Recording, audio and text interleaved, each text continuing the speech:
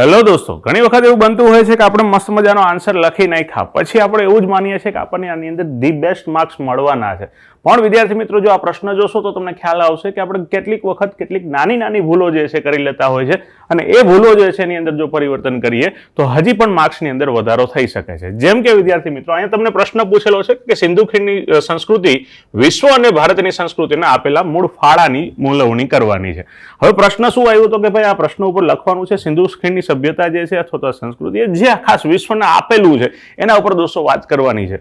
Okay, અહીંયા જે તે વિદ્યાર્થી મિત્રે દોસ્તો કન્ટેન્ટની અંદર લખવામાં તો ખૂબ સારો પ્રયત્ન કર્યો, પણ કહી શકાય કે ભાઈ પહેલા તો સ્ટાર્ટિંગના જ ફેઝમાં એવું જોશો તો એમને પ્રસ્તાવના જે છે ને ખૂબ મોટી બનાવી દીધેલી છે. એને લીધે દોસ્તો તમે લાસ્ટમાં જોશો ને તો કન્ક્લુઝન જે છે એને લખવું તો છે પણ સાહેબ એના માટે જગ્યા નથી વધી. બીજું, જ્યારે કામના મુદ્દાઓ કવર કરતા હોય છે ત્યારે એમણે માતૃપ્રધાન કુટુંબ વ્યવસ્થા લખી છે, ખૂબ સારી વસ્તુ કહી શકાય. આધ્યાત્મિક પ્રભાવની વાત કરી છે, એ વસ્તુ પણ ખૂબ સારી છે.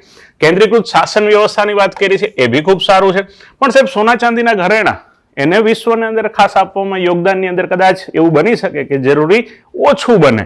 એની સાથે સાથે દોસ્તો પશુપાલન અને ખેતી પ્રધાન સમાજ જે છે તો સારું છે. ખોરાકની આદાન પ્રદાનની વાત છે, વ્યાપાર વિનિમયની વાત છે.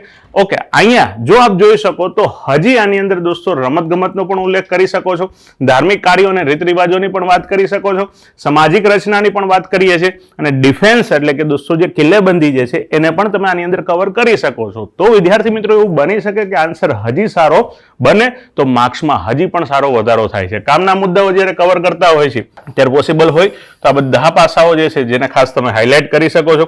માતૃપ્રધાન વ્યવસ્થાને તમે હાઇલાઇટ કરી શકો. અહીંયા જો પોસિબલ હોય તો અંડરલાઇન કરવાનો પ્રયત્ન કરો.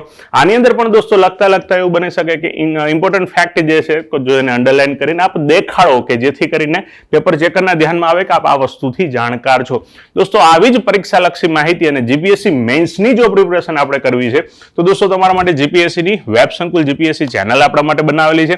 આની અંદર આજે જ જોડાઈ જાઓ અને ખાસ જીપીએસસી મેન્સ પાસ કરવાની જે ફોર્મ્યુલા એટલે કે દોસ્તો એક પાસ સિરીઝ એની અંદર શરૂ કરી છે જે આપને ખૂબ ઉપયોગી બનશે. અને સાથે સાથે દોસ્તો જીપીએસસીને લઈને પરીક્ષાલક્ષી ઇન્ફોર્મેશન માટે આજે જ જોડાઓ અમારા ઇન્સ્ટાગ્રામ પેજ એટલે કે વેબ સંકુલ જીપીએસસી સાથે.